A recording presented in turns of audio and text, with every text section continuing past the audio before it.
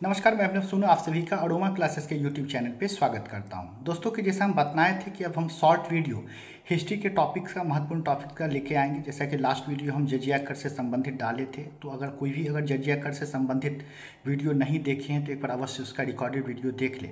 अब हम लोग इसी तरह का शॉर्ट वीडियो लेते आएंगे और अभी जो मेरा सीक्वेंस चलेगा, सीरीज चलेगा, वो मिडाइवल हिस्ट्री का चलेगा, क्योंकि जनरली बच्चे एंशिएंट हिस्ट्री पढ़ लेते हैं, मॉडर्न हिस्ट्री पे ध्यान देते हैं। मिडाइवल हिस्ट्री का उनको एक सोर्स नहीं मिल पाता है या उसमें उनको ज़्यादा मन नहीं लगता, इसके कारण वह मिडाइवल हिस्ट्री को पढ़ नहीं पाते। तो मिडाइवल हिस्ट्री का शॉर्ट हम वीडियोस देते आएंगे और अगर इस वीडियो का आप देख लेते हैं तो मिडाइवल हिस्ट्री से एक भी प्रश्न आपका किसी भी कॉम्पिटिटिव एग्जामिनेशन में नहीं छूटेगा। बस आपको क्या करना है कि रेगुलर इस वीडियो को देखना है, जो भी महत्वपूर्ण प्रश्न आपको लगे, कोई महत्वपूर्ण बिंदु लगे, उसको नोट डाउन कर लेना और बार बार इसको क्या करना है, रिवाइज करना। और हाँ, अगर यह वीडियो अच्छा लगे तो अपने मित्र, दोस्त सभी के साथ साझा करें ताकि हमको भी कॉपरेशन एक मिल जाएगा। तो आज का जो हम लोग का टॉपिक है वह मुगल साम्राज्य है। मुगल साम्राज्य के बारे में हम short videos part by part लाते चलेंगे। डेली एक एक वीडियो अपलोड कर देंगे। आपको जो महत्वपूर्ण टॉपिक लगे, पोर्शन लगे, उसको अवश्य ही नोट डाउन कर लेंगे और कमेंट बॉक्स में बतलाएंगे कि आपको वीडियो कैसा लग रहा है, और अगर अच्छा लगे तो ज़रूर दोस्तों के साथ शेयर कीजिएगा। तो मुगल साम्राज्य के बारे में तो हम लोग जानते हैं कि मुगल साम्राज्य का जो स्थापना है वह किसके द्वारा किया गया था? बाबर के द्वारा किया गया था। जो बाबर जो है वह मुगल साम्राज्य का संस्थापक रहा है भारत में। तो जनरली हम बाबर के बारे में जो भी पढ़ते हैं तो पानीपत के युद्ध के बाद से पढ़ लेते हैं। भारत में जब अपने साम्राज्य का स्थापना किया उसके बाद से पढ़ लेते हैं। लेकिन अब जो प्रश्न पूछे जाते हैं बाबर के प्रारंभिक जीवन से पूछ दिए जाते हैं, जिससे बच्चे अनभिज्ञ रहते हैं या उससे रिलेटेड प्रश्न को वह सॉल्व नहीं कर पाते हैं। तो हम लोग जो बाबर के बारे में शुरू करेंगे तो उसके प्रारंभिक जीवन से शुरू करते हैं, और तब हम लोग भारत में उसके बारे में देखेंगे कि 1526 से लेके 1530 तक में बाबर की क्या उपलब्धि रही है, किस प्रकार से मुगल साम्राज्य का वह नींव डालने में सफल रहा है। तो जैसा कि हम लोग जानते हैं कि बाबर का जो वास्तविक नाम था वह जहीरुद्दीन था। तो यही प्रश्न पूछता है कि बाबर का वास्तविक नाम क्या है, मूल नाम क्या है? तो बाबर का वास्तविक नाम क्या था? जहीरुद्दीन था। तो आप लोग अपनी कॉपी में नोट कर लेंगे कि बाबर का वास्तविक नाम जहीरुद्दीन था।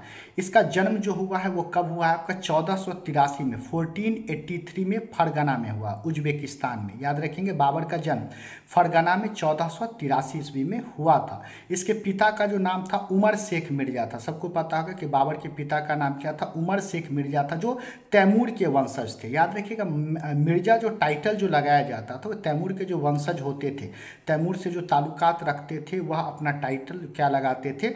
मिर्जा लगाते थे। तो इनके पिता का नाम क्या था? उमर शेख मिर्जा था, और मिर्जा जो था तैमूर वंश का क्या था? टाइटल था।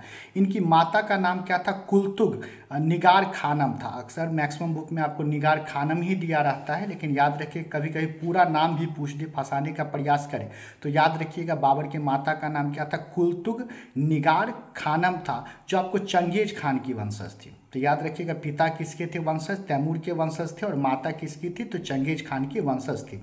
और चंगेज खान तो जानते हैं आक्रमण के लिए प्रसिद्ध थे, जगह जगह पे आक्रमण करते थे। इसलिए बाबर अपने आप को चंगेज खान का वंशज जो है ज़्यादा वह शो करता था, ताकि जो आसपास के क्षेत्र के लोग हैं उनसे क्या हो? डरे। तो याद रखेंगे कि पिता जो थे वह तैमूर के वंशज थे और माता जो थी वह चंगेज खान की वंशज थी। तो हम क्या क्या बतला दिए कि बाबर का जो आरंभिक नाम था वह क्या था? मूल नाम जो था वह जहीरुद्दीन था। इसका जन्म कहाँ हुआ है? फरगना में हुआ है, 1483 में हुआ है। और इसके पिता का नाम क्या था? उमर शेख मिर्जा था, ठीक है, जो तैमूर के वंशज थे। माता का नाम क्या था? कुलतुग निगार खानम था, जो आपको चंगेज खान की वंशज थी। अब एक बात और याद रखिएगा कि इतिहासकार बोलते हैं कि बाबर को हर कुछ में जल्दी थी। वह चाहते थे कि जल्दी से साम्राज्य हासिल करे, जल्दी से सत्ता हासिल करे। इसलिए बाबर का जन्म महज 7 महीने में ही हो गया। इतिहासकार इस पर भी थोड़ा कटाक्ष करते हैं कि बाबर का जन्म महज 7 महीने में हुआ, क्योंकि बाबर को सब कुछ की क्या थी? जल्दी थी। अब बाबर महज 11 वर्ष का था। तो 1483 से हम अगर 11 वर्ष जोड़ते हैं तो कितना हो जाएगा? 1494। तो 1494 में इसके पिता का क्या हो जाता है? निधन हो जाता है, और एक महज 11 वर्ष की आयु में ही इसको समरकंद का क्या बनाया जाता है? शासक बनाया जाता है। तो यह भी पूछ देगा कि बाबर कितने वर्ष की आयु में शासक बना था? तो 11 वर्ष की आयु में शासक बना था। कहाँ का शासक बना था? समरकंद का शासक बना था। अब सोचिए कि महज 11 वर्ष की आयु में कोई शासक बनेगा तो उसके आसपास के क्षेत्र के लोग तो उनसे नफरत करने लगेंगे, आसपास के जो छोटे शासक होंगे तो इससे नफरत करने लगेंगे।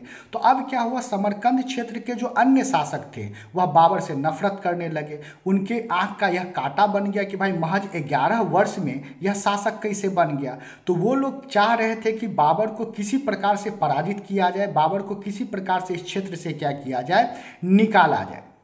इसके लिए आपको 1501 में एक युद्ध लड़ा गया। इस युद्ध का नाम है सर-ए-पुल का युद्ध। आप लोग सुने भी होंगे कि बाबर के साथ जो समरकंद के आसपास के क्षेत्र के शासक थे वह एक युद्ध लड़े हैं जिसका नाम क्या है, सर-ए-पुल का युद्ध जो है लड़ा गया है, जिसमें बाबर की क्या हुई है, हार हुई है। यह भी क्वेश्चन पूछ दिया जाता है कि सर-ए-पुल का जो युद्ध है वह किसके साथ लड़ा गया, तो मोहम्मद साहिबानी के द्वारा साथ क्या किया गया था, लड़ा गया था, जिसमें बाबर की क्या हुई थी, हार हुई थी। अब समरकंद में तो हार गए बाबर, अब हार गए तो वहाँ रह नहीं सकते थे, तो बाबर समरकंद को छोड़ के कहाँ चले गए, 3 वर्ष बाद यानी कि 1504 में काबुल और कंधार के क्षेत्र में चले गए। काबुल और कंधार में अधिकार कर लिए।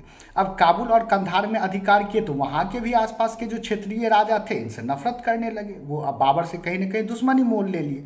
और दूसरा कहा जाता है कि काबुल और कंधार का क्षेत्र जो था उतना ज़्यादा फर्टाइल नहीं था, उपजाऊ नहीं था, तो बाबर को लग रहा था कि काबुल और कंधार के क्षेत्र में हम ज़्यादा दिन तक नहीं रह पाएंगे। तो देखिए, काबुल और कंधार को छोड़ने का 2 वजह था। पहला तो था कि वहाँ के जो स्थानीय शासक थे उनसे बाबर की दुश्मनी चल रही थी। दूसरा, वहाँ का जो रीजन था उतना ज़्यादा फर्टाइल नहीं था, इसलिए बाबर चाह रहा था कि वह भारत की तरफ क्या करे, रुख करे। तो ऐसा नहीं समझिए कि बाबर को आमंत्रित किया गया इसलिए मजबूरी में वह भारत आए।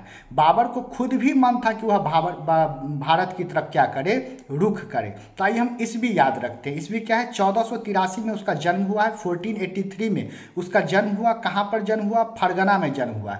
11 वर्ष की आयु में वह समरकंद का शासक बना। तो 1483 में 11 जोड़ देंगे तो कितना हो जाएगा, 1494 में वह समरकंद का क्या बना है, शासक बना है। 1494 के बाद 1501 में क्या हुआ है, इसका युद्ध हुआ है। यह युद्ध क्या कहलाता है, सर-ए-पुल का युद्ध कहलाता है। उसमें बाबर की क्या हुई, हार हुई। 1501 के बाद 3 वर्ष जोड़ दीजिए, 1504 ईस्वी में वो कहाँ पर अधिकार किया, काबुल और कंधार पर अधिकार किया। अब 1504 के बाद अब फिर 3 जोड़ दीजिए, कितना हो जाएगा, 1507 में। 1507 में बाबर बादशाह की उपाधि धारण किया। अब बादशाह मतलब होता क्या, बाद मतलब हवा, शाह मतलब शासन करने वाला। हवा पर शासन करने वाले को क्या कहते हैं, बादशाह कहते हैं। इसका मतलब है स्वतंत्र शासक, यानी कि हम किसी के अधीन काम नहीं कर रहे हैं, हम स्वतंत्र हैं। इससे पहले कोई भी शासक हुआ है वो सुल्तान की उपाधि धारण किया। सुल्तान मतलब क्या था, जो खलीफा के अधीन काम करते थे, जो खलीफा को अपना सब कुछ मानते थे और खलीफा के अंदर रह के काम करते थे, वो सुल्तान की उपाधि धारण करते थे। बाबर 1507 में बादशाह की उपाधि धारण किया। बाद मतलब हवा, शाह मतलब शासन करने वाला, इनके हवा पे शासन करने वाला, यानी कि हम स्वतंत्र हैं, हम किसी खलीफा के अधीन राज्य नहीं करेंगे, हमारा क्या है, स्वतंत्र साम्राज्य होगा। इसलिए याद रखें, यह भी प्रश्न पूछ देता है कि बाबर जो है बादशाह की उपाधि कब धारण किया था, तो 1507 में क्या किया था, बाबर जो है बादशाह की उपाधि क्या किया था, धारण किया था। अब हम लोग जैसा कि जानते हैं कि बाबर को किसके तरफ रुख करने का मन था, भारत की तरफ रुख करने का मन था, भारत की तरफ जाने का मन था। तो धीरे धीरे वह भारत की तरफ क्या होना शुरू किया, बढ़ना शुरू किया। और याद रखिएगा 1519 में, 1519 में यह बाजौर और भेड़ा के क्षेत्र पर क्या किया, आक्रमण किया, जो कि भारत के अधीन था, भारत के सीमा में था। तो याद रखिएगा 1519 में वह 2 जगह पर आक्रमण किया है। कहाँ कहाँ पर, बाजौर पर और भेड़ा पर। बहुत जगह भीड़ा भी लिखा रहता है। तो बाजौर और भेड़ा पर क्या किया है, आक्रमण किया 1519 में।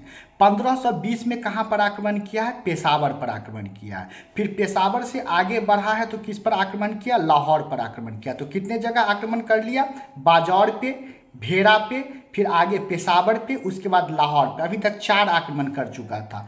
1526 में इसके आगे बढ़ेगा तो कहाँ पे आक्रमण करेगा, पानीपत में क्या करेगा, आक्रमण करेगा। तो एक प्रश्न पूछे हुए हैं कि पानीपत पर बाबर का क्यावां आक्रमण था, तो 5th था। प से पानीपत और प से पांचवा याद रखिएगा बाबू, यह भी प्रश्न पूछे हुए हैं कि पानीपत में जो बाबर का युद्ध हुआ है वो कौन सा आक्रमण था, तो पांचवा आक्रमण था। कभी कभी सीक्वेंस अगर पूछ दे कि बाबर कौन कौन से आक्रमण इससे पहले किए हैं, तो 1519 में बाजौर, फिर 1519 में ही भेड़ा पे किया, 1520 में पेशावर पे, उसके बाद लाहौर पे, उसके बाद पानीपत। तो हमारा क्रम क्या होगा, बाजौर, भेड़ा, पेशावर, लाहौर, उसके बाद कहाँ हो जाएगा, पानीपत हो जाएगा। तो उम्मीद करते हैं अभी तक का ईस्वी याद होगा। बार बार 3-4 बार अगर मेरे साथ रिपीट कीजिएगा तो आपको यह क्रम याद हो जाएगा। 1483 में बाबर का जन्म हुआ, कहाँ जन्म हुआ, फरगना में जन्म हुआ। 11 वर्ष बाद 1494 में वह क्या हुआ है, समरकंद का शासक बना है। 1501 में आपका सरे पुल का युद्ध हुआ जिसमें बाबर क्या हुआ, पराजित हो गया। 3 वर्ष बाद 1504 में क्या हुआ, काबुल और कंधार पे आक्रमण किया, लेकिन वहाँ के भी राजा इसको परेशान करने लगे और उतना फर्टाइल जमीन नहीं था तो वहाँ से आगे बढ़ना चाहता था। फिर 3 वर्ष बाद 1507 में बादशाह की उपाधि धारण किया। बाद मतलब हवा, शाह मतलब शासन करने वाला। 1519 में बाजौर और भेड़ा पर आक्रमण किया जो भारत का ही क्षेत्र था। तो भारत में सबसे पहली बार कहाँ पर आक्रमण किया है, तो बाजौर, भारतीय क्षेत्र में, तो बाजौर और भेड़ा पर क्या किया है, आक्रमण किया है।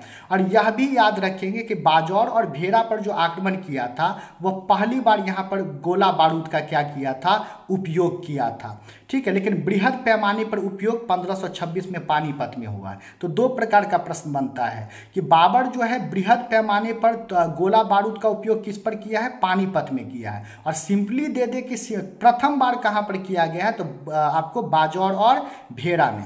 कभी कभी क्या करता है, पानीपत के युद्ध को हटा देता है ऑप्शन में, डायरेक्ट पूछ देता है कि बाबर कब पहली बार गोला और बारूद का उपयोग किया है। तो हमारा अगर आंसर बाजौर और भेड़ा है तो उस पर भी क्या कर सकते हैं, टिक कर सकते हैं।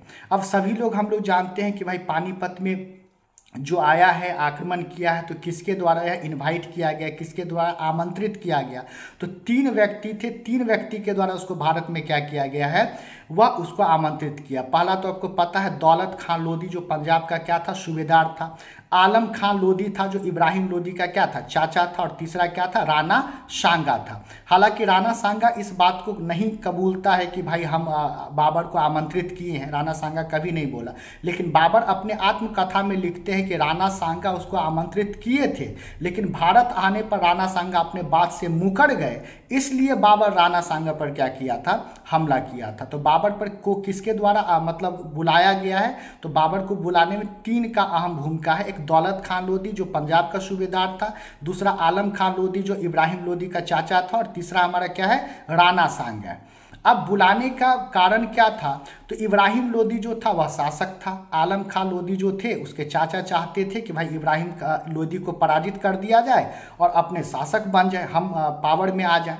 और सब समझता था कि बाबर जो है वह चंगेज खान के वंशज है। चंगेज खान तो लुटेरा था, वो आता था, सामान को लूटता था और लौट जाता था, साम्राज्य का स्थापना करता नहीं था। तो ये सब भी सोचा कि भाई बाबर चूंकि चंगेज खान का वंशज है, ये भी भारत आएगा, लड़ाई करेगा, जो धन दौलत चाहिए इसको दे देंगे, यह भारत से लौट जाएगा, यही इनका योजना था। लेकिन क्या हुआ, उल्टा पड़ गया। उल्टा क्या पड़ गया भाई, कि बाबर आया, इब्राहिम लोधी को पराजित किया और भारत में साम्राज्य स्थापित कर लिया, और उन लोग के योजना पर क्या किया, पानी फेर दिया। तो उम्मीद करते हैं यहाँ तक आप लोग समझ गए होंगे। तो एक बार हम शॉर्ट में क्या करते हैं, रिकैप कर लेते हैं कि अभी तक क्या पढ़ा है। मुगल साम्राज्य का जो स्थापना है वो बाबर के द्वारा किया गया। बाबर का मूल नाम जो था जहीरुद्दीन था। बाबर का जन्म 1483 में फरगना में उज्बेकिस्तान में हुआ था। बाबर के पिता का नाम क्या था, उमर शेख मिर्जा था, जो तैमूर लंग के वंशज थे।